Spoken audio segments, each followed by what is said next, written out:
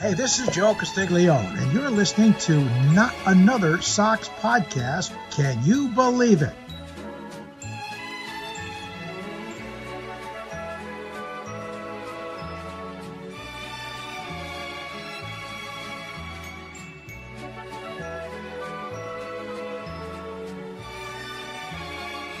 Yankees suck!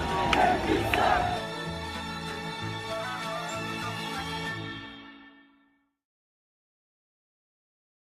Buenos noches, amigos, and welcome to another episode of Not Another Sox Podcast. I am Jack Webster, here with our producer, Ian Doran, coming at you live from Providence, Rhode Island. Fellas, we beat the Angels! Yeah! Wow. Cool. Yep. And that's it for our episode this week here. Yep. Like, comment, subscribe. Thank you to the Believe Network. It's been wonderful. Yeah, we do have to fill a 15-minute minimum for the Believe Network. So, of course, enjoy the sounds of nature for the next 14 minutes. Here's 14 minutes of the Benny Hill theme song. See, you knew the Benny Hill theme song. I knew you would. It's definitely been an interesting week of baseball, to say the least. A lot of things happen on the Red Sox watch and throughout all of baseball. Obviously, we titled the stream All-Star Snubs, so we're definitely going to get into that. But how are you feeling after watching this weird-ass week of Red Sox baseball? Yeah, we come in here on Tuesday, I believe, when we recorded last, and we're like, everything's great. We won 5 in a row. You know, are we back in this? And then, just like we were saying, 1 step forward, 2 steps back. Yeah. And, nice little series that we have against the Angels here wrapping up tonight. 9:30 for some fucking reason. What did we do to deserve this? I have never seen a 9:30 game on a Sunday evening before. This is woke liberal nonsense. I was gonna say because of woke. Yeah, I can't think of a single reason for it. I know they have the Peacock all day thing, but make it 2 teams that are already on the West Coast maybe, so we don't have to wake up or stay up late, and you also don't have to rival the Mexico versus England game. That's going to be a hell of a game. I am rooting for Mexico. I'm wearing, my Team USA jersey. Yeah, early fit check. Let's see it. Early fit check here. Got the Pulisic.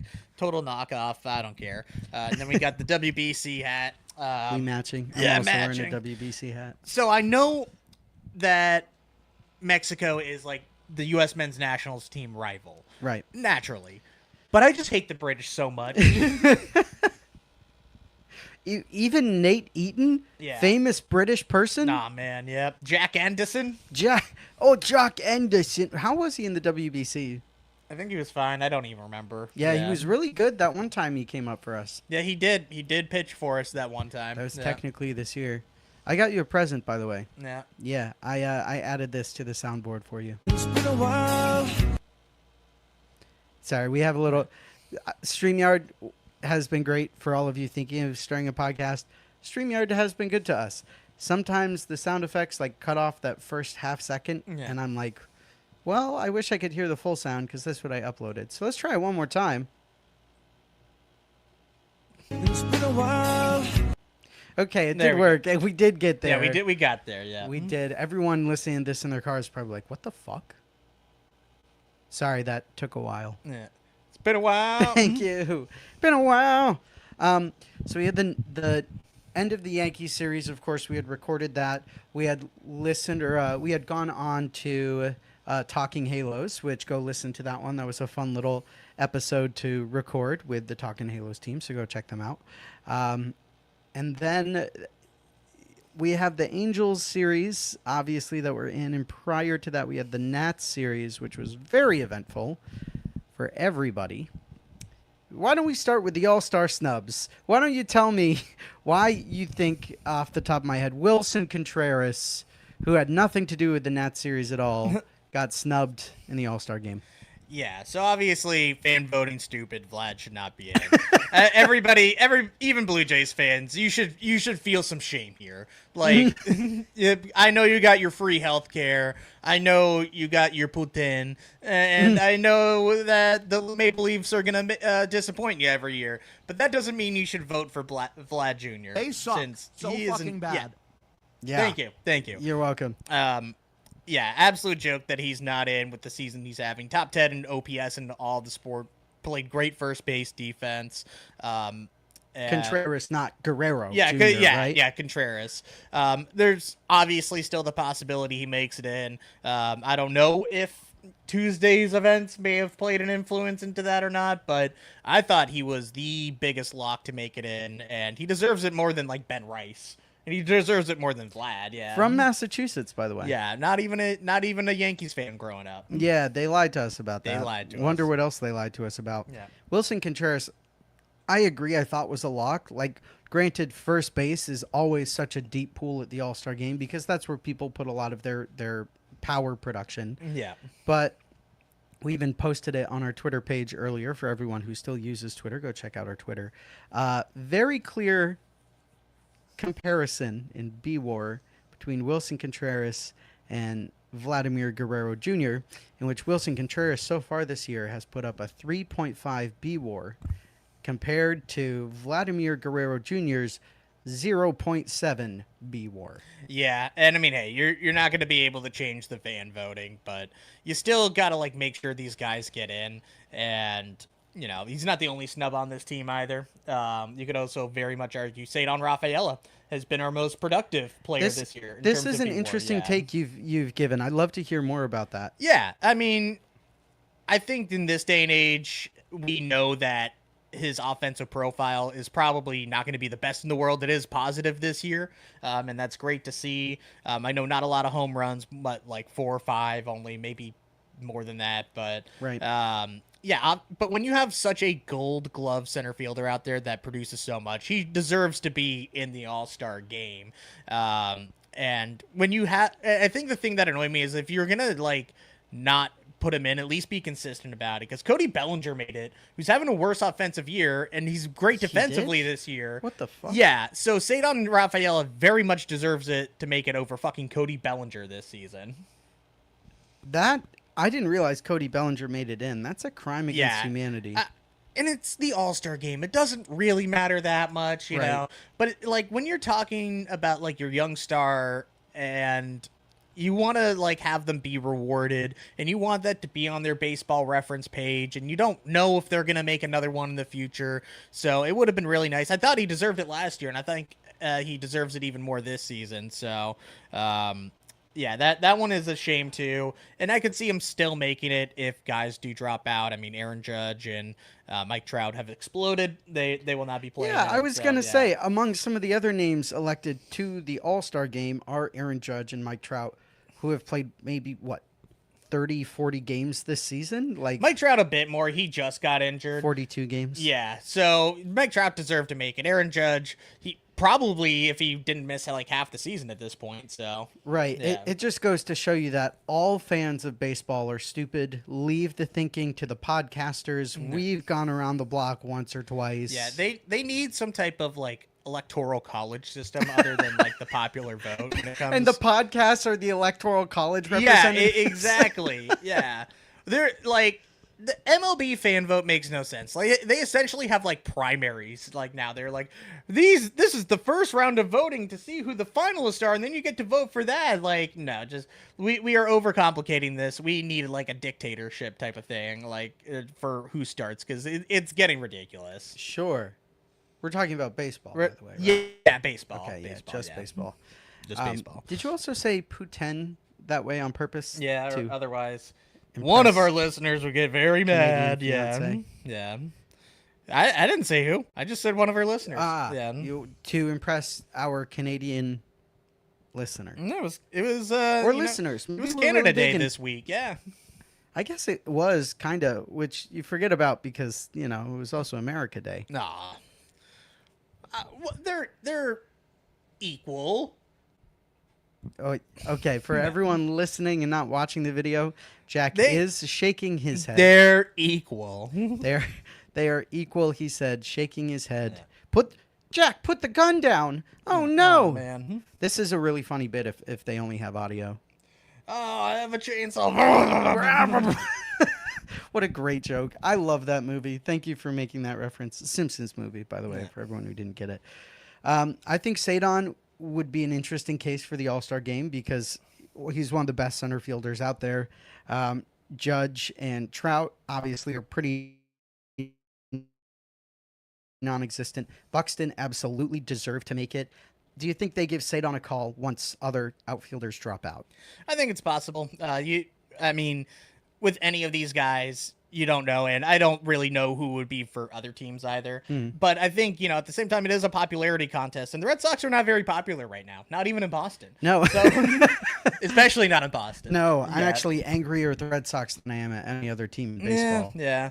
So it's unfortunate. I do think Sonny Gray does eventually make it gonna in. say Sonny so Gray. so many pitchers drop out, and so many guys end up, pitching like a day or two before, and then you're like, I'm not gonna do it. So I think a strong chance he still ends up making it in, and he deserves it. He pitched great for us the other night. Had the no-hitter against the Yankees for 7 1/3 the other day. So he is everything that we could have imagined. He was even talking about it after the game yesterday. He was surprised, but would be cool, especially if he is a rental and we do end up trading him. Would nice to just have that on his baseball reference page, Yeah, and Sonny Gray has just been fantastic, irrefutably fantastic. I have the numbers in front of me. Through 89 and 2/3 innings pitched, he's recorded a 2.61 ERA, and under the hood numbers, he has a FIP of 3.60 and a WHIP of 11.04. Yeah, Sonny Gray after his first 5 or 6 starts was just like, oh yeah, I should start striking guys out again. Right. And then he just started to. he He's did. just he's just like, oh yeah, let me generate more whiffs. Let me be 10-1 on this somehow dog shit team. It's very funny. Right, just leaned in while playing the video game. Leads all baseball in wins right now. So Yeah. just as everybody predicted. Which, before you yell at us on Twitter or YouTube, wherever you're going, we understand wins, losses is a bastard stat. I just want to point out that get over it. You should get over On it. a team this bad, it's impressive. It's I guess Garrett Crochet had a good chunk of losses. Ranger Suarez has a lot of no decisions for how good he's been. Yeah. Did make the All-Star game. I was very glad to see that. I wasn't sure if he was or not, just because I you never thought know. Sonny was more of a lock than Ranger Suarez was. Yeah. Honestly. Let me pull up Ranger Suarez's stuff, and then I know he's top 10 in F4, so I guess that's what they're looking at more. But yeah, it's another guy who has been everything that we could have asked for. Takes the ball, every 5th day. I think he was missed 1 or 2 starts, but very happy to see him in. He was only an All-Star one other time with Philly, so it's only his 2nd time making it in. So hopefully first of a few of them for us. yes, and Ranger Suarez actually has a higher ERA at 2.94, but he has a really, really solid FIP and WHIP. FIP at 2.71 and a WHIP at 11.28. So, I mean, those are good. Those Yeah. are good numbers. No, he deserves to make it in. He actually has to pitch. Now, here's the fun All-Star conversation, because it leads to so many more conversations. Aroldis Chapman, very deservedly, I think, made the All-Star Yes. game. No denying that. Yes, and is now officially the all-time strikeout leader for relievers in all of baseball, ever. No. Who did he beat out? Was it Goose Gossage? It was somebody like that. And I feel like this has just been something that's been talked about for so long, and then he finally just did it. And, it's going to be a very interesting Hall of Fame discussion, since there's a lot of baggage there.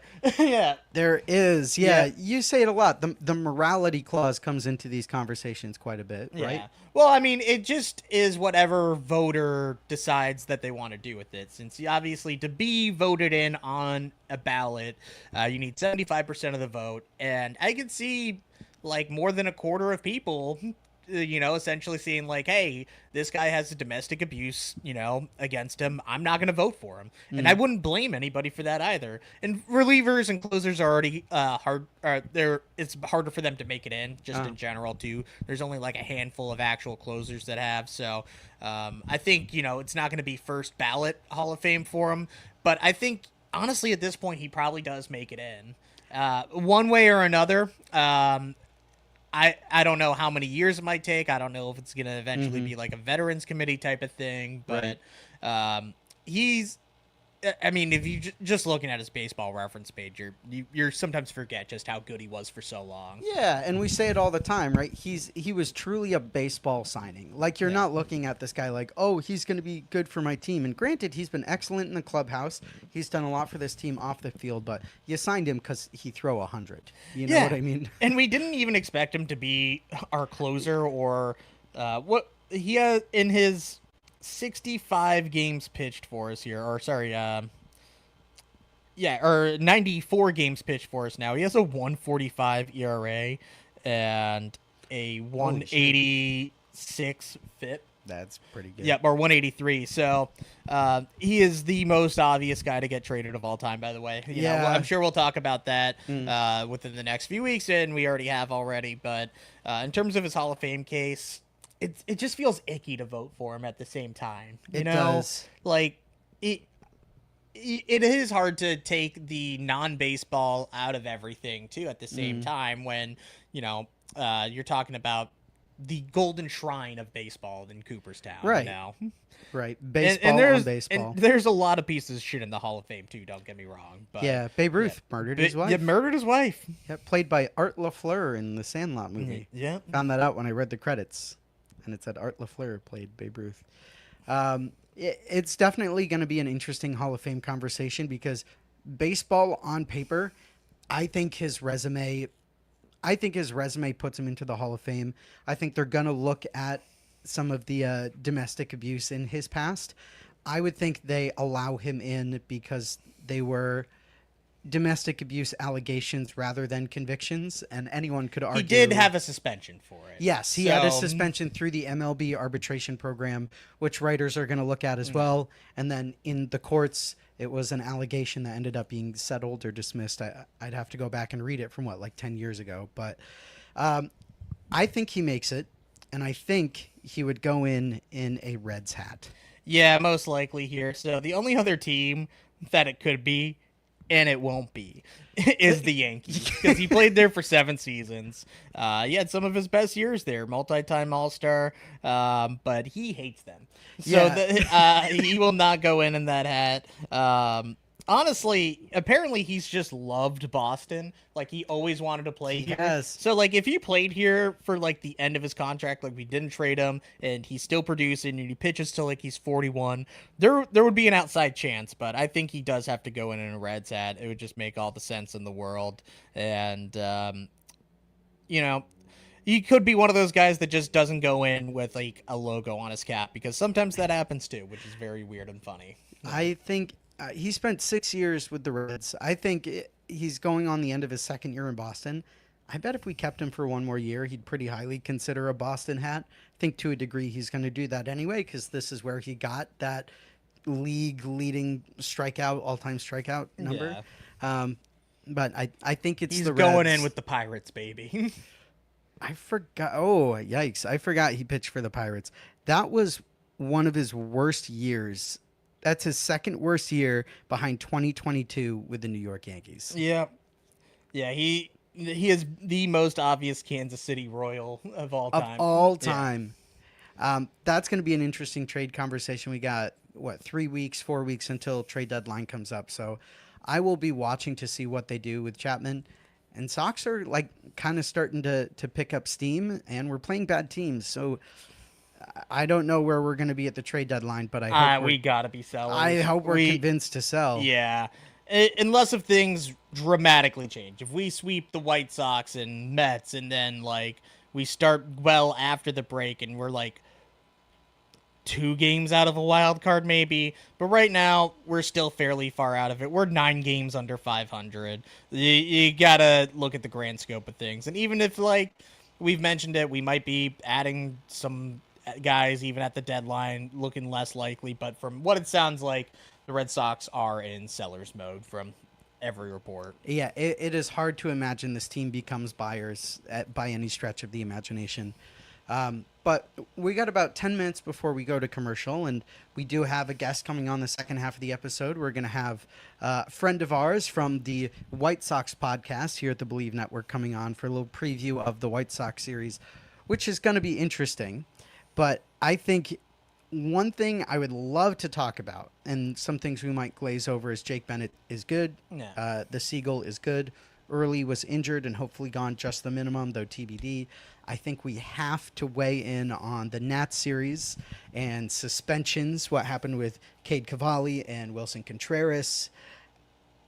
That was rough. Twitter is still divided on it, too. Yeah. So, for people that might have not seen, there was the whole incident between Wilson Contreras and Cade Cavalli, where Wilson apparently, ran in front of him. He gave, a wave back, said, sorry, hey, no big deal, but Cade took that personally, and then when Wilson struck out later in the game, Cade was just like, sit down, boy. And he said it like that. He said, boy! And, oh, don't you know what you're talking about over there, boy? With his thick... In his Oklahoma accent. Yeah, even though it was kind of more like Louisiana Cajun, but... Right. Yeah. Cajun. Yeah. I see what you did There was a certain twang to it when he said Yeah. boy. Boy. You're like, oh. Yeah, it didn't make you feel good. And then what happened? Wilson turned to him and he was like, you fucking talking to me? I was like, what the fuck are you talking about? fucking Wilson talking was to me? just literally confused at first. Right. Yeah. Right. And then the mics went out after that, so we don't fully know what was said. But obviously, Wilson got pretty riled up. You had Keibert Ruiz kind of holding him back. Wilson took off. And then you have pretty much the entirety of the Red Sox holding Wilson back from going after Cade.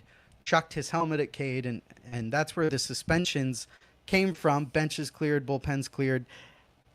It is awesome to watch benches clearing in baseball. It is not awesome to watch what I believe was a little bit of racism, in a live on-field game. And they both got 7-game suspensions, which they are both appealing. What do you think about a 7-game suspension for each of them based on what happened? Yeah, so obviously a 7-game suspension is going to be different for a position player versus starting pitcher. Since a starting pitcher is only pitching once every 5th day, so he would probably get, just pushed back a few days essentially, and the Nats are able to kind of just carry another pitcher in the meantime too, so it really means a whole lot less from that side of things. Right. And then he ended up getting hurt today apparently too, so might just line up with it anyways. Good. Yeah. Bummer. Yep. So...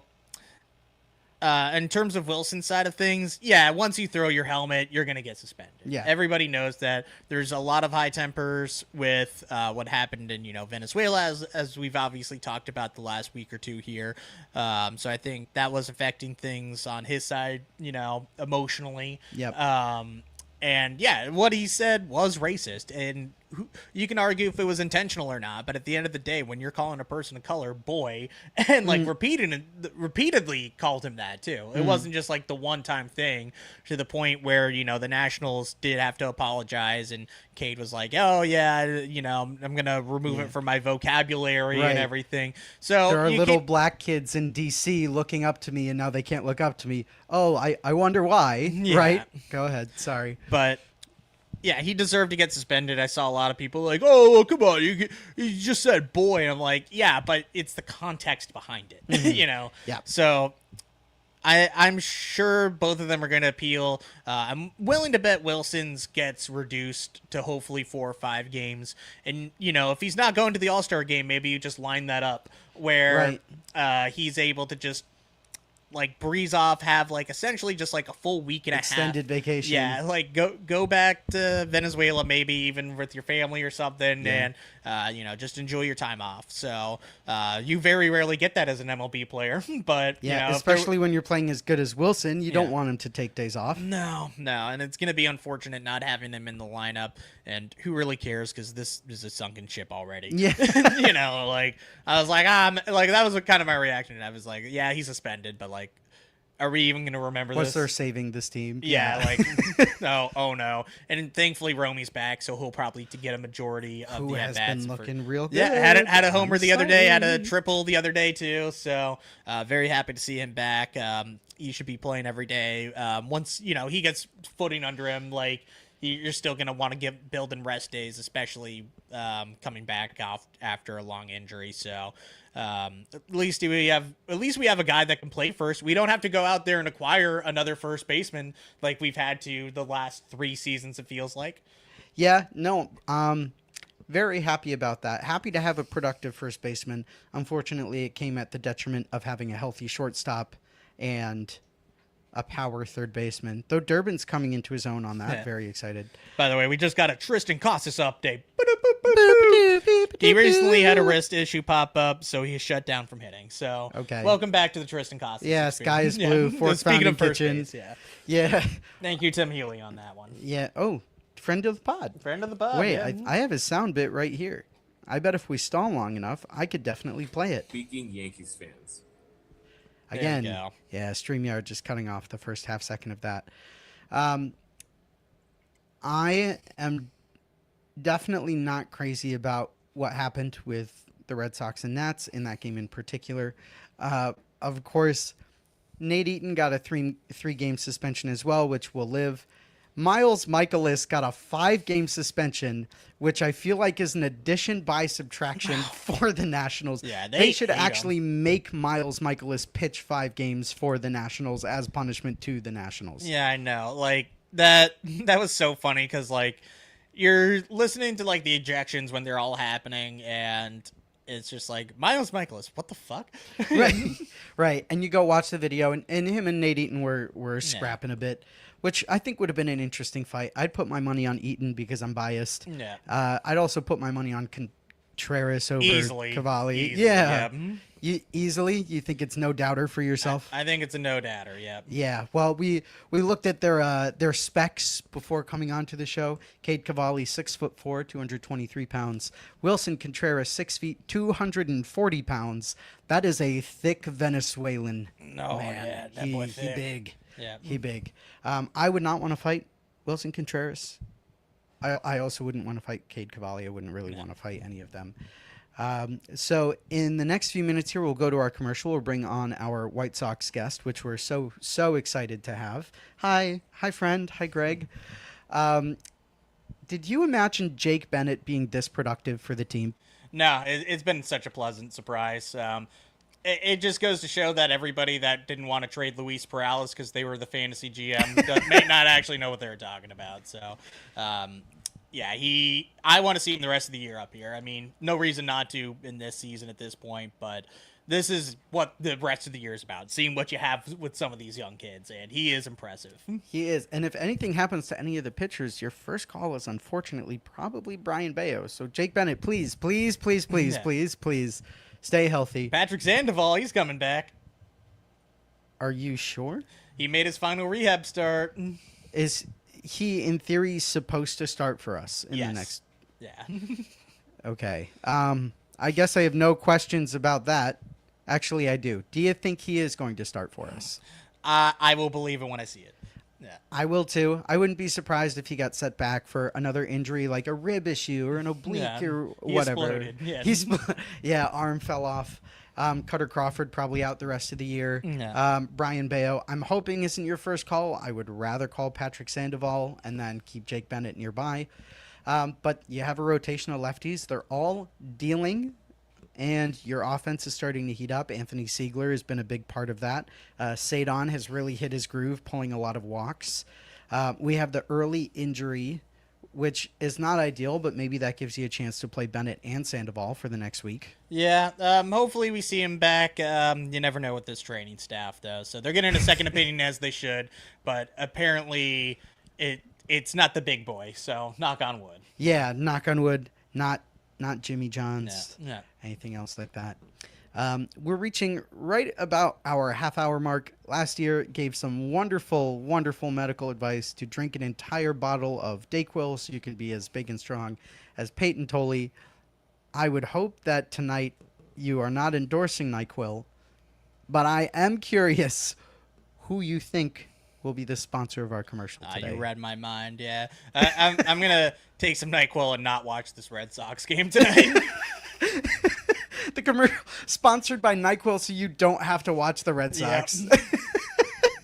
Well, I love it. After we come back, we'll have our guest Greg from Believe in White Sox. So let's go to commercial.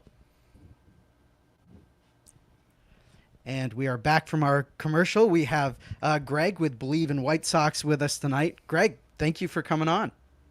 Jack and Ian, it is a pleasure to be here. And let me just tell you, NyQuil can sometimes also be my life sponsor, but after the 4th of July weekend, I feel like I can fall asleep without it. Although I'll just say, I don't know how it is on the East Coast, but when it gets hot here, my allergies, no so good. Yeah, I love this guy already. Yeah. That's been happening a bit to me too. I've been taking some NyQuil the past few days, so I'm really glad that our commercial was definitely NyQuil and has definitely been endorsed by Greg of Believe in White Sox. So, Greg, thank you for that glowing review. Do I get any money for that? I know I don't, but you know what? The NyQuil, I'll just give more money to buy more NyQuil at some point. I think the target down it the all street goes for me into is the closed. Keep the money moving. Exactly. Yeah. The NyQuil loop. Yeah. is this deep underground podcast lore is the NyQuil loop? Yeah, exactly. But Greg, thank you so much for joining us. Let the people know a little bit about yourself, where to find you, and what you do with the Believe Network. So, I am Greg Miraz. I am on Twitter at my last name, at Greg D. Miraz. We host Believe in White Sox. We are the White Sox podcast here on the Believe Network. And believe it or not, we're actually worth listening to this year because the White Sox are actually good. So, which is a shock to the entire baseball world. Sure and it was is. a shock to me as well entering the year. I live in downtown Chicago. I'm about 5-stop train ride from Rate Field. And my full-time day job is I'm the senior research manager for the Big Ten Network. So I work in sports television as a graphics producer, research manager. I find fun stats. I have fun resources. So that's me in a nutshell. And don't worry, we're not sponsored by Hampton Farms. Although I could go for some peanuts when I'm probably going to go to the game Tuesday and Wednesday night. No guarantees about that. But I find myself at White Sox games more often than I don't. So that's me. Let me just say, you did say at the beginning there, like, oh, we're worth listening to. But the 2024 White Sox, I followed intently when they were chasing the record for just all-time losses. It was, like, obviously a bit of a car crash where you can't look away. But was it all worth it to get to this point? So when Chris Getz was hired as GM at the end of the 2023 season, and he said at the GM meetings, I don't like our team. And I was kind of like, maybe this team needs a little bit of a new direction, but there was some talent. But that was the beginning of the expunging of the previous change the game era White Sox. And everything completely bottomed out. And people didn't trust Chris Getz with a lot of the moves that he was making. Why would you trade away Michael Kopech for Miguel Vargas and 2 A-ball guys? Why would you eventually decide to move on from Garrett Crochet? Why didn't you trade Garrett Crochet when his value was the highest in the middle of the 2024 season, when he was the only thing that was worth watching? And yet, somehow, some way, they have found a way through trades, through drafting, to build themselves back up. I kept saying in the middle of that season that the competitive window was going to start in 2027. Well, they're a year early, and they're a year early because they're a group of young misfits that just play loose. They have fun. Their theme song is Strokin' by Clarence Carter. And for those of you watching out there, if anybody has ever heard that song, it is really catchy. When it came out in 1986, it was deemed too inappropriate for terrestrial radio, even though there's no swearing in the songs. I mean, the team has their own Strokin' t-shirts. And I mean, to use a different definition of Strokin', hitting, I mean, they got 3 guys with 20-plus homers a week away from the All-Star break, and one of them hasn't played in 5 weeks. That just goes to show you, like, this team has just changed on a dime. And it's really been, I think, to give kind of a long-winded answer, like Luis Robert was the last of that change the game White Sox that was still here. And to me, he always seemed pouty. He was always hurt. And by trading him away, even though he didn't get a lot for him, and by adding somebody like Munetaka Murakami, who is a complete cultural game changer, it just, a light switch flipped on to where this team plays like a bunch of young guys that just really don't care. They have fun playing baseball. We do not, but We I'm don't, glad to hear you're having At least fun. one of the Sox are having Yeah. a good time. Hey, Which look, really- you guys have won 4 World Series in the span of I'm 25 sorry. One more plus time, years. Greg. Yeah. One more time. I'm Yeah. sorry, I couldn't. One You more time. guys have won 4 World Series in the Okay. span of 25 Aw. years. Okay? Okay? Jack, put your shirt You've on. won Jeez. enough. What do you mean? Won't anybody feel bad for the Boston sports fan? Nobody ever thinks about us and our struggles. No, we won't. As a Chicago is sports hell at times. We had to deal with Matt frickin' Eberflus as the Bears head coach, who might have been the dumbest person to ever coach an NFL franchise. Are you sure? Yeah, but we had like 2 years of Cam Newton where that was kind of Yeah, not that good. was Yeah. not good. Oh, give me a break. The Chicago Did you see Bears the have never had a 2020 Red Sox? 4,000-yard passer. I miss Mike Ditka. No, yeah. Yeah. The Bears. That's the only Bears coach I've ever known. Yeah. Is Mike Ditka, because he was in that Will Ferrell movie, Kicking and Screaming. No, the most notable thing he's done in his career. Yeah, so that's the extent of my knowledge about the Chicago Bears, and that they won in '85 or '86. I actually don't know which year specifically. 85 season, 86 Super Bowl. But yeah, we You were hear there, way you got too much. there, yeah. We're going to hear way too much about the 85 Bears until this iteration eventually wins a Super Bowl. Just Well, saying. When they do, please come back on and tell us all about it. For Whatever state they might be playing in at that point. the Now Chicago, Michigan Bears. that's a whole other can of worms. Like if we wanted to crack open a couple beers, we could talk about that issue for hours. But Bummer. that's I not why guess you we'll called. have to. That's not why you called. I don't Yeah, really want to that's talk nice about on the that. Red Sox, so we wouldn't. Yeah. Would you rather crack open a couple beers and talk about something else? Yeah, not after last night. Yeah, no, Red Sox are winning again. Yeah. It's funny that you mentioned Miguel Vargas might not have been the most exciting trade candidate. He's one of your players with 20 home runs. In a previous life, I was a minor league baseball play-by-play guy. I worked in the Midwest League. I worked in the Pioneer League. And I saw Miguel Vargas as an 18-year-old in Rookie Ball Ogden, which was the Dodgers affiliate at the time. And I remember when I saw him hit BP for the first time, I said, this dude's going to be something special. And it turns out that it took him a little while, but he was. I also, on that same team the next year, saw Andy Pajes, who threatened to fight one of my team's fans. This is true. This actually happened. So it's hard to like the Dodgers just in any aspect of life. I mean, whether we're fans of a Red Sox or a White Sox or a Blue Sox, we all hate the Dodgers. We can all sock the Dodgers. So Miguel Vargas is a guy that kind of lost the joy of playing the game, and the White Sox found a way to fix his swing. They got him comfortable being somebody that against right-handed pitching, he's going to play third. Against left-handed pitching, he's going to play first. And he's cut down on the strikeouts, and he's leveled off his swing. And he just, when he gets hot, man, he can carry a team. Yeah, they really helped him with his stroking. Yeah, yes, Thank they you. did. Thank you. I'm going through the team here a bit. Obviously, there was a Murakami sweepstakes in the offseason. A lot of teams were in on it. I think there was a little surprise that he ended up with the White Sox, but he's been producing for them, currently at 20 home runs, an OPS plus of 159. How lucky are you guys to get Murakami in his freshman year in Major League Baseball in the United States and produce at such a high level? Not only that, he hasn't played since May 29th. He hasn't played in over a month because He strained a hamstring in the series opener on May 29th against the Detroit Tigers, and Miguel Vargas ended up hitting a walk-off 2-run homer in that game.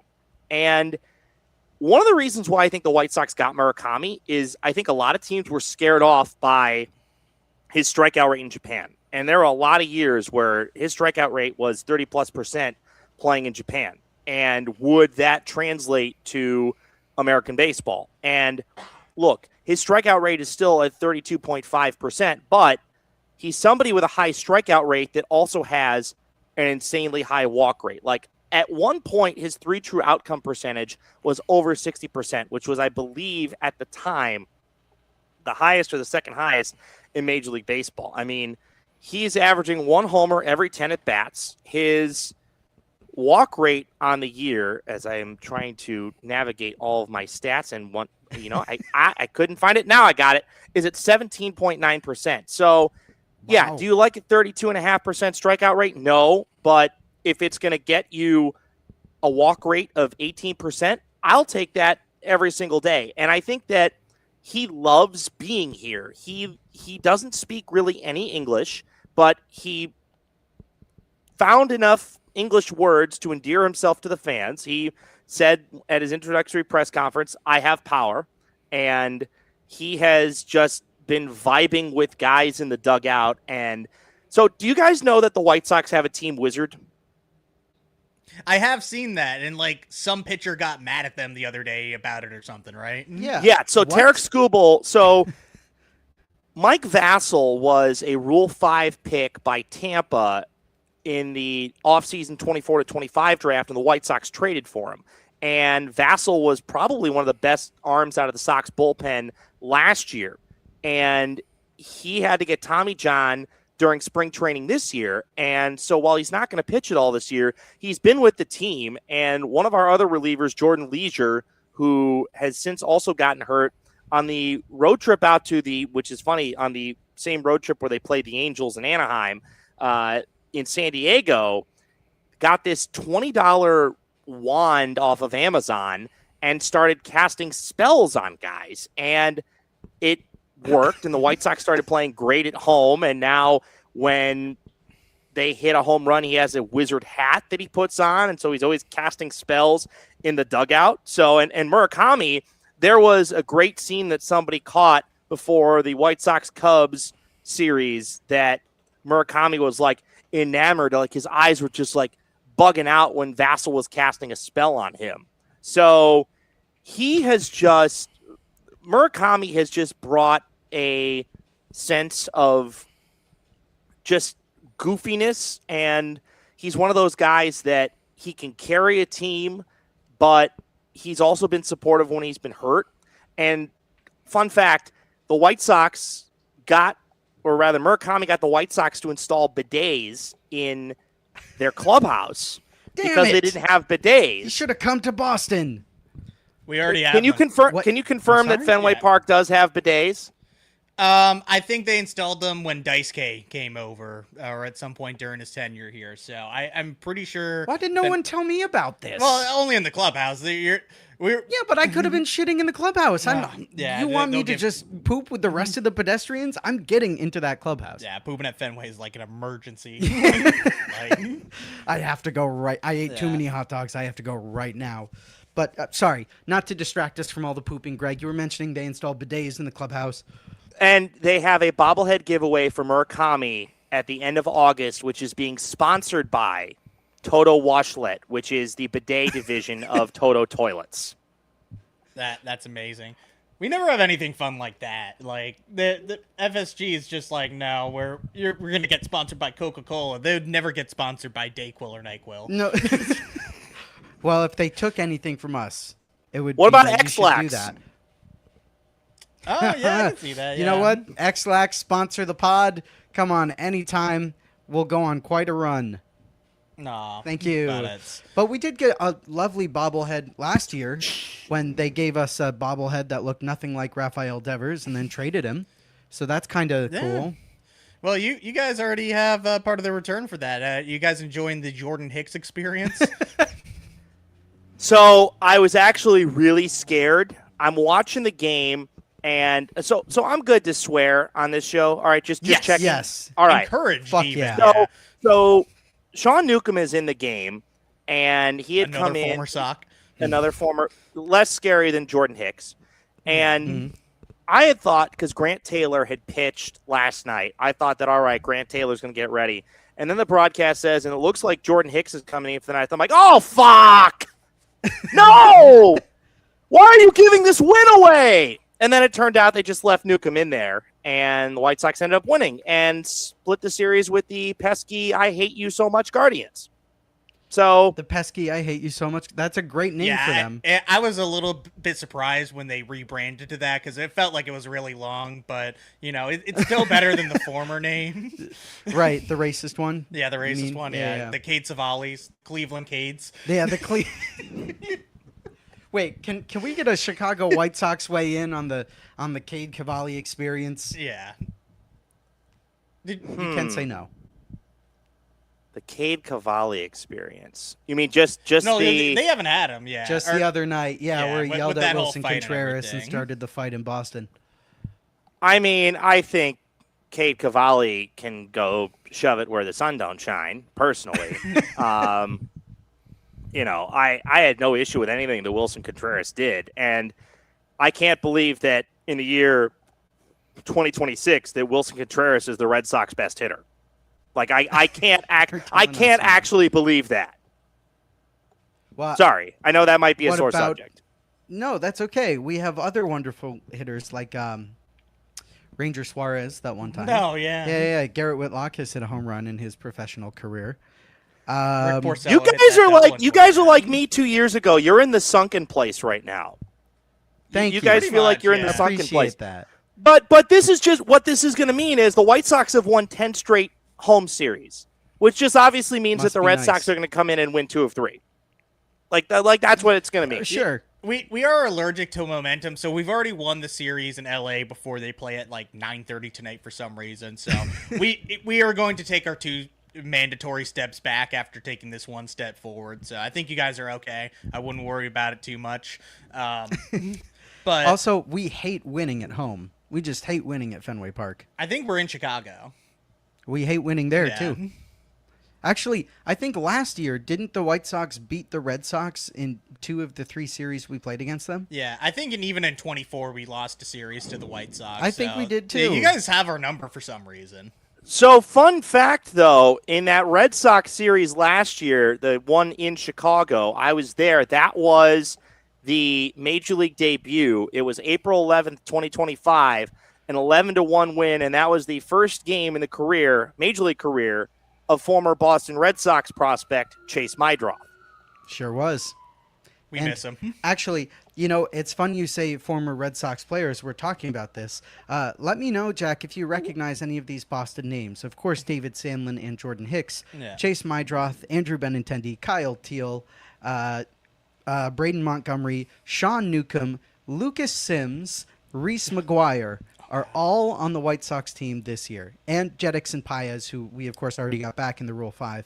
But that's half of a baseball team. It actually used to be our baseball players. Yeah. I'm sure you guys are enjoying all those dudes now, so you're welcome. Yeah.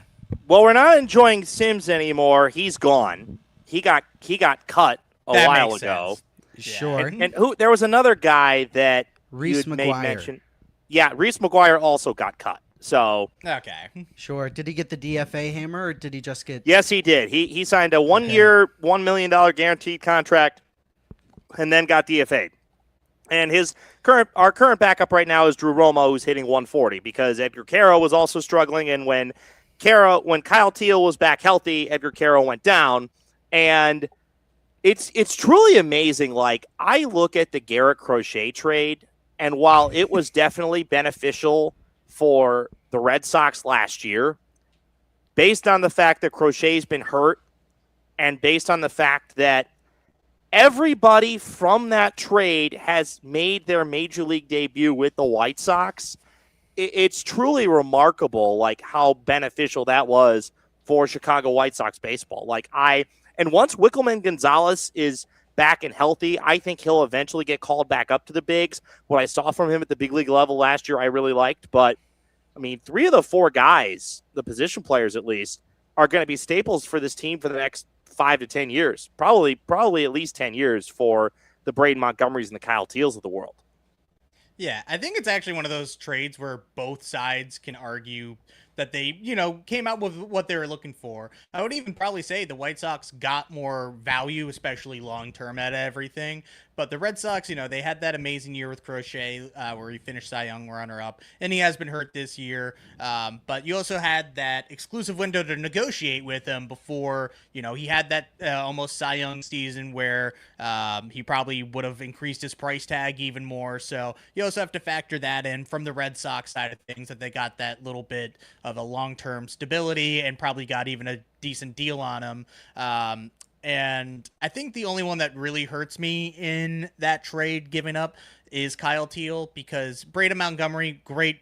He actually never even played a single minor league game for us since he was hurt when we drafted him and then traded him away immediately. And we do have a surplus of outfielders, which we still haven't been able to figure out for the longest time. So Right. he probably wouldn't even be up on this club right now. But yeah, we don't really have our long-term catcher of the future. So, glad to see, Kyle Teal's back after that WBC injury. The Red Sox keep trying to trade for him back. So, I'd love to yeah. get Kyle Teal back, but we do somehow have 3 mediocre catchers. Oh, man, yeah. Except Connor Wong is so excellent. I'll tell you what, Greg, 1 for 1. Connor Wong for Murakami. It's a match made in heaven. Take it before I change my mind. How about no? Too late. I changed my mind. You can't have him. You can't have Connor Wong. We're gonna keep him. But it's funny you say that there's a catching problem with the White Sox, because the Red Sox also have a catching problem, which is somehow a logjam. Would there be any interest in any of the Red Sox catchers in Chicago? No, I'm actually good with the I'm good with the catchers that we have right now. I mean, Kyle Teal, I think is going to be a great player, but Kyle Teal put on a lot of muscle in the offseason, and he's trying to hit a home run on every pitch. Like, he's only been back for 11 games, but he's struck out 18 times in 41 at-bats so far. So he's got a strikeout rate of 39% in the first 11 games that he's been back. So that's got to come down significantly. But, he hit an opposite field home run today in Cleveland, which, if you guys know Cleveland's ballpark, for a lefty to hit an opposite field home run over that high wall, that is an impressive opposite field shot. So I think that Kyle Teal is going to end up being this team's primary catcher. I think that Edgar Caro will either end up as this team's backup long-term, or he'll be traded for higher value. So maybe if you want Edgar Caro at some point, we can work out a deal there. But I kind of feel like the Red Sox are done trading with the White Sox. Also, you guys forgot one other former Red Sox that is currently on the White Sox roster. Oh, no. I'm trying to think. Oh, no. I don't have it in front of me. Ian had it, and he was researching. I do have it in front of me. This would be a deep cut Red Sox player, though. This would be one that would not be of recent memory, Red Stocking. Oh, no, it is, though. Oh, no. Did you say Chris Murphy? I Oh, did yeah. not say I Chris forgot Murphy. about Chris Murphy. Oh, my gosh. Yeah. How's he doing over there? He was the opener today, and he was bad. But Aw. yeah, he was. It's been okay. Yeah, he gave up a 2-run homer in the first inning as the opener for Eric Fetty. Eric Fetty's does not Eric another Fetty former need Red an Sox, opener? is he? Eric Fetty's been everywhere. No, he was No, on the he's not. Nationals. He was in Korea. There was some interest in Eric Fetty. I think the team was looking at him, but they just didn't end up pulling the trigger. Chris Murphy, currently in his time with the White Sox, has a 3.79 ERA and a 1.15 ERA plus, a 3.63 FIP, and a 13.68 WHIP. No. That's okay, I think. Yeah. But you did mention earlier that you were kind of expecting 2027 to be the year that you guys break out if we do play baseball. But obviously with this kind of unexpected performance, where does that leave you guys at the trade deadline? Are you going to maybe consider adding, or is it kind of more still steering the ship in the long-term path? So I think position player-wise, this team is going to stand pat. I think that they realize that the core that they have right now with more guys on the way. You don't want to mortgage your future for, let's call a spade, to try and compete in a really mediocre American League where you've got two elite teams, the Rays and the Yankees, and that's it. Like, I don't think the White Sox, if they even add two starters and two relievers, like, I don't know how much of a difference that's going to make for them in terms of overtaking the Rays or the Yankees. But I think that if this team wants to win the AL Central this year, which they can, they need two relievers and at least one starting pitcher. So, do you guys want to give us Sonny Gray and Aroldis Chapman? I mean, They're going somewhere. Yeah. I don't know. I don't know who I'd want back from Chicago. I mean Murakami, but Yeah, no, we'll take Braden Montgomery and Kyle Deal and Chase Mydroth if you guys want those two. I think that's that's a good trade. Yeah, I think yeah. that's fair, Send all those guys over to us. The guy that you would probably want, who the White Sox will not part with, is Caleb Bonnemer, who was their second-round pick out of Okemos High School in Michigan in 2024. And let me give you Caleb Bonnemer's stats this year between High A Winston-Salem and Double A Birmingham. Between those two, he's got 21 homers, 54 RBI, an OPS of 920. And, if I can do math correctly, he is the bright old age of 20. I'm interested. How about we just cut out the middleman, because the Chicago White Sox have a long history of trading us big left-handers, Chris Sale, Garrett Crochet. Just give us Hagen Smith. I think it's inevitable, so we might as well just have it happen now. The thing that is kind of upsetting about Hagen Smith is that everybody from like the top 10 in that draft has already made their debut. Like Travis Bazzana has made his debut. J.J. Weatherholt has made his debut. Heck, Braden Montgomery, I know he was the 12th overall pick. He's made his debut. Like, there have been a lot of guys from that draft that have made their debut and have been great. And Hagen Smith just cannot seem – he's currently hurt right now, but he's had command issues. He's had velocity issues. He's had to go to the biomechanics lab. So maybe eventually he gets traded, but right now his value is not that high. And if it gets the White Sox two reliable relievers, like, the biggest issue this team has right now is they don't have a closer. Like, they signed Sir Anthony Dominguez to be their closer, and he's completely thrown up on himself from May 1st on. Like, every time he comes into the game in the ninth inning, something bad happens. Like, there was a game I went to against the Braves. It was a walk-off against I don't know. I've been to so many games this year. They all blend together. But it was a one-run lead, and Dominguez is coming in. I'm like, oh, fuck, he's going to blow it. No, it was against the Guardians, actually. And he issues a leadoff walk and then throws a two-base wild pitch in the first 5 pitches. That's been the Sir Anthony Dominguez experience for a month and a half. So I would say that the White Sox are going to add 2 relievers and probably 1 starting pitcher. Now, you're going to want to add a starter that I think is on a rental contract because you won't have to give up as much prospect capital for him. The guy that I really want, because of the fact that he's under contract for 2 more years after this year, and he's been one of the best starters in baseball over the last 5 years, is Logan Webb. Because I think that the Giants are fucked, and they have absolutely nowhere to go because they have a ton of contracts, including your boy Rafael Devers, that they can't get rid of. So they could get a lot of value back for 2 years of control on Logan Webb. And if you put him at the front of the rotation with Davis Martin and Sean Burke, that is a formidable top 3 that in my opinion, could at least win the White Sox 1, maybe 2 playoff series. You know, I'll give it to him. It's quite astute. Sean Burke currently pitching at a 373 FIP and Davis Martin at a 308 FIP. If you add Logan Webb to that, I think you have a pretty quick 1, 2, 3. Yeah. What's that? Your jab, cross, uppercut? Yeah. If you want a guy with control, we can give you Brian Bayo. You can just have him. That's a great idea. Yeah. You guys were just dumping on Brian Bayo before I came on the show. No, we weren't. There's no video evidence of this. Yeah. We're getting the VAR out, yeah. Yeah, we're gonna cut that in post. Yeah. Actually, we're actually It was gonna all make AI. We're gonna make it in post so that you say you're going to trade us really good players, and then we're gonna send it to the White Sox staff and tell them that you said it was okay. So basically, the next time that I'm at the ballpark, I'm going to have a Stern a talking to from somebody. I mean, yeah, that's what's gonna happen. You know, Chris Getz is going to come right down. Jerry is actually going to come down and talk to you directly there. Jerry. So what I would say is we're right at about the 1 hour mark, which we go for about 60 minutes. I think we'll go a few minutes over here because the last thing I want to check in on before we do a specialty segment that we're going to invite you to do with us. My question would be previewing the Sox on Sox series at Chicago. What do we think the outcome's going to be? Greg, I want to toss it to you first. Well, I will make a bold declaration right here.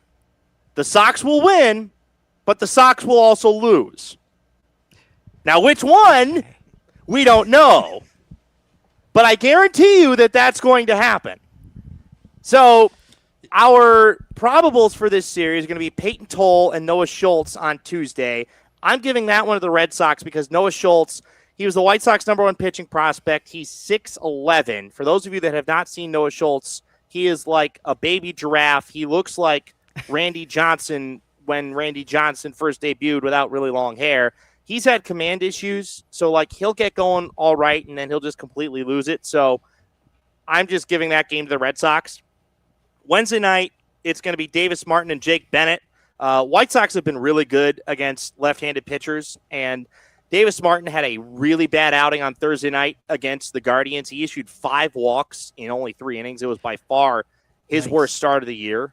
So I'm giving that to the White Sox. And then Thursday, we've got Anthony Kay, who's been great at home and only pitched 4 innings in his last start on Friday because the Guardians are freaking demons and called a weather delay when they didn't have to. And he ended up having to wait around for 2+ hours and wasn't able to come back out for the 5th inning.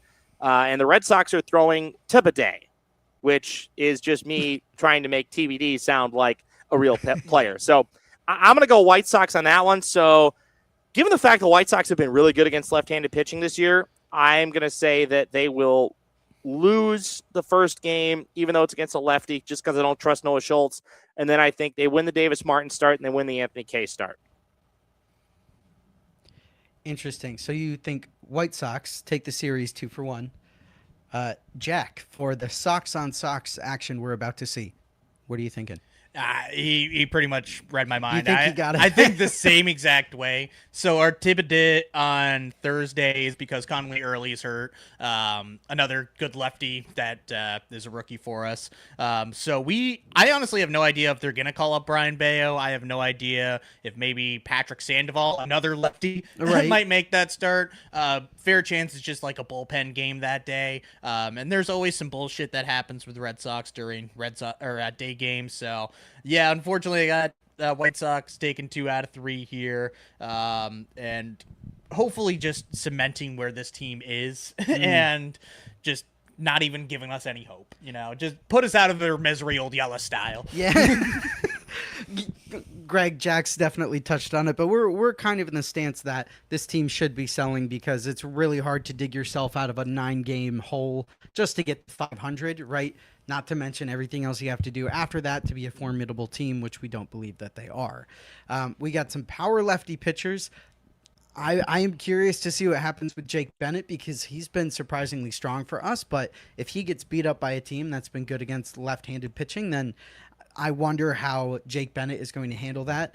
The Thibodeau that we're getting, I guess that's like the best opportunity for Patrick Sandoval to get his feet wet and then maybe bullpen the rest. But we got a 3-game series with the Mets right after that, and we are going to be in Citi Field for that. We're traveling. So I don't know what happens with the Thibodeau, but I don't think you can exhaust your bullpen. I think they're going to hope that Patrick Sandoval or Brian Bayo can give you 5 or 6 games. Okay, so it's a loss either way. Doesn't matter what we do. You think doesn't it's matter a big who we loss? start. We have no chance during that one. Okay. So you're in the same boat. You think White Sox are going to go 2-1 over the Red Sox? Yeah, and That's just the state of this team right now. Yeah, I'm unfortunately in agreement with both of you. I think it's going to be 2-for-1. White Sox are a competitive team this year. Red Sox are lucky to be competitive in AAA this year.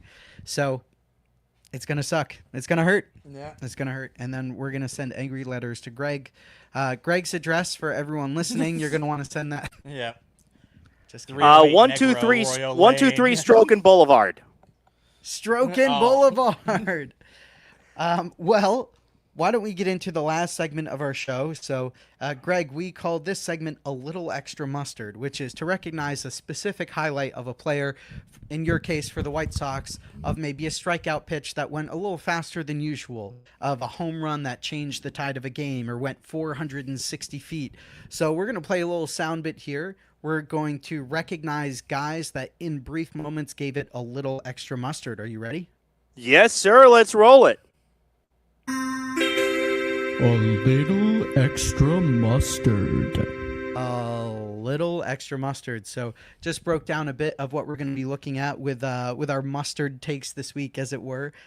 Jack, I'm really curious to hear what mustard take you have after a really almost abysmal week of Red Sox baseball. You know, I gotta give it to Wilson Contreras for trying to fight the entire Nationals. He's hit a few home runs this week too. Don't care about that. He's my mustard pick for the fight. Okay, For standing up against racism. Yeah, he threw his helmet with a little extra mustard. Yes. Is what you're telling me. Mm-hmm. I love that. I'm gonna go Anthony Siegler. Just kidding. Siegel. Strike that. Love the Seagull. He's been great for us. I'm going to go with Romy Gonzalez home run yesterday against the Angels. Nice to see him getting back into it. Sorry, a quick little switch up, but what was that? Just about 400 feet. Nice to see him moving in the right direction again. So Romy Gonzalez gave that home run swing a little extra mustard. Greg, over to you. Colson Montgomery on Saturday night, 1-1 game in the 8th inning, and he just fucking cranks one off of Tim Herron to give the White Sox the lead, and he lets out a primal scream because the White Sox blew a 3-run lead on Thursday night, got walked off by the Guardians, got walked off in extra innings on Friday, and it just felt like, oh, here we go again if we don't score some runs, and he just launched a tank to deep right field, gave out just a big yell, and to me that was just the boom, we got it. And fun fact, by the way, not that anybody here gives a flying fuck about the White Sox and the Guardians. They've played 7 games this year. 6 have been 1-run games. Their largest margin in any game has been 2 runs. Every game but 1 has been a 1-run game, and the largest has been 2. I don't have heart problems, but they're going to give me fucking heart problems. So the extra mustard for me is avoiding mustard on hot dogs so I can keep my heart healthy. After those, what'd you call them? The pesky Guardians? The big fucking annoying. I hate everything about them Guardians. And I'm sure he's a very nice fellow. I hate Stephen Kwan. You can't pitch to him. He crowds the plate. It's like the ball. It could be a strike on anybody else, but it's a ball. It's a ball. And the thing about the Guardians with ABS that just drives me crazy, it's like, you guys know your favorite dance moves at the club. Here's the Guardians. It's the everyone listening, he's tapping his helmet a bunch. That's the new move at the club, is tap your helmet. They challenge everything. It's guys, hit the ball. Hit the fucking ball. Play the game you actually can hit the ball further than 300 feet because you got no real power hitters at this point with Jose Ramirez out. Sorry, nobody wanted to hear that. I was excising some demons here. We split the series in Cleveland. Let's fucking go. See, the Red Sox don't have that problem because we'll just waste our challenges by the 4th inning, and then we can't do it anymore. So that's always fun. Yeah, it must be nice to be able to challenge everything because the Red Sox challenge 2 things in every game, and that's it. Nothing more. Yeah. No more luck after that. 2 thumbs down. You said it, Greg. Yeah. We're right at the end of our night here, so Greg, thank you so much again for coming on. Let people know one more time your Twitter handles, Instagram, where people can find you before we cap off our night. On Twitter, at Greg D. Moroz. That is GREG, capital D, MROZ. And yes, For people that are wondering, I do not misspell my last name. It is a Polish last name that means frost. It is very common around Chicago. So they'll be like, hey, there's a Mraz. Hey, I know a guy named Mraz. Yeah, it's like Smith in Poland. So on Twitter, on Instagram, you can find me at Wizard of Mraz 22. And despite the fact that my profile is me in a photo with George Brett, I am not a Royals fan. Believe me, the Royals bug me to no end. And you can find my podcast at Believe in White Sox, where I try to have as much fun as Jack and Ian, but I don't really come anywhere close. You guys are a blast and a half. And if you ever find yourselves in Chicago, please, at least 2 beers on me. But I can't say that I'm going to buy you beers the whole weekend, but at least 2. Greg, I'm gonna take you up on that. Don't think that this is just like one of those like, oh yeah, come over whenever. No, I'm getting those beers. Yeah. Well, you know what, Greg? That's so kind of you. To reciprocate, we would love to offer you 2 NyQuils on us. Yeah. Oh, Ian, you shouldn't have. Oh, that's so Boston delicacy. adorable. Gentlemen, it's been a pleasure to have you both on. Jack, we'll see you next week. Greg, thank you again. For all of our fans out there, I love you. No, I love you. Okay, love you.